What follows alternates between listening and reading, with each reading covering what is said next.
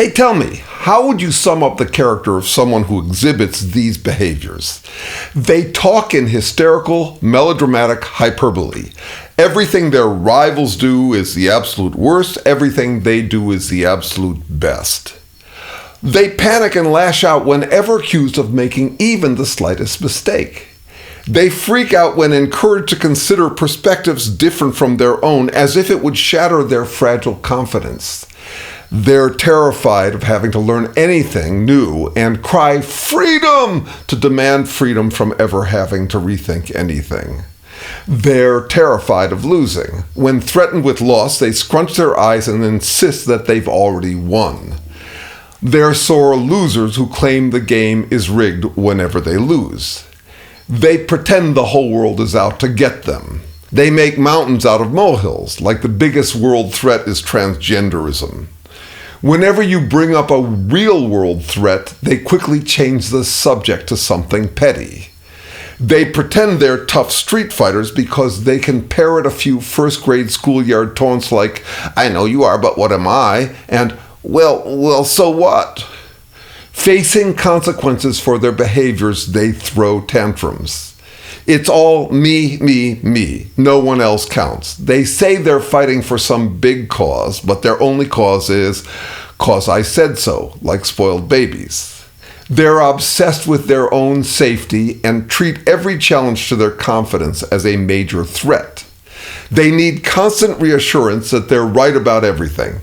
They call it doing research when they spend hours watching media that flatters and assures them that they're already right about everything. Like toddlers, they play dress-up, pretending they're cowboys, soldiers, and superheroes. They collect trinket causes that make them feel heroic with the least amount of effort. They pretend they're heroes for humanity simply by disapproving of other people's choices. They act like they've seen the light and know the truth forevermore. In other words, like they're woke to the absolute truth. They completely abandon the great American can-do attitude. They pretend they're brave and conservative because they're bawling, dragged kicking and screaming into changing realities, like toddlers being taught to share their toys.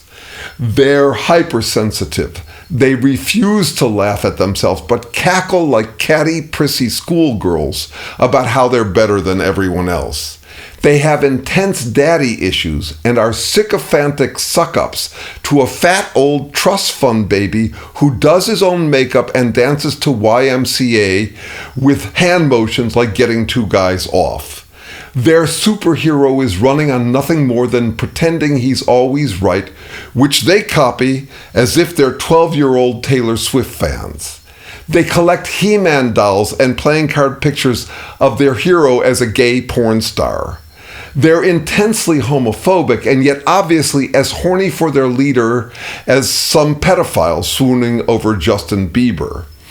They pin desperate hope on a fantasy of a superhero who will save them from everything scary. They believe that if they're obedient to some big daddy, name-droppable imaginary friend in the sky, they'll live forever in an eternal utopia, happily ever after.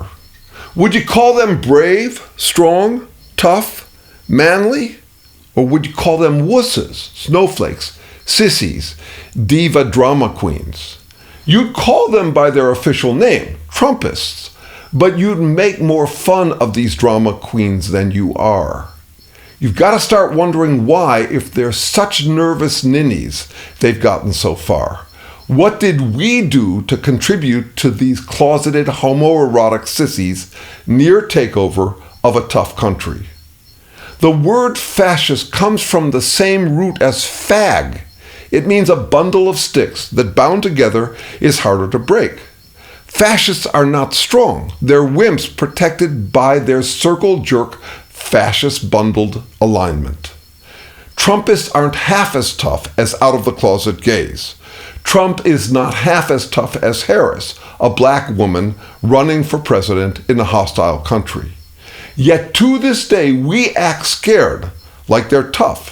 Our leaders and the media keep describing them as dangerous, upsetting, disturbing, troubling, threatening. It may be too late to stop it, but wow, has that been a bad strategy. It makes them sound tough when they're anything but. And they just love it. It proves their dress up and makeup worked. They convinced us that they're the brave ones and that we're a bunch of snowflakes. If you're not homophobic, be brave enough to call them gay. MAGA is a homoerotic drag show. LGBTQ people are way braver than these cucks. If you're not misogynistic, call them pussies. Women are way stronger than these catty little drama queens. Karl Rove was right when he said, don't attack your enemy's weaknesses, you attack their strength. Trumpism thrives on the false sense that whatever else they've got going for them, they're macho. They're so obviously not. Hey, thanks for wondering with me. Like, subscribe, comment, and one more. Email me for a free trial strategic consulting session. Not bottomless psychotherapy or pep talk coaching, but cut to the chase help navigating next moves on anything, but especially on getting your mind back from some jerk who seems to be jerking you around. Thanks.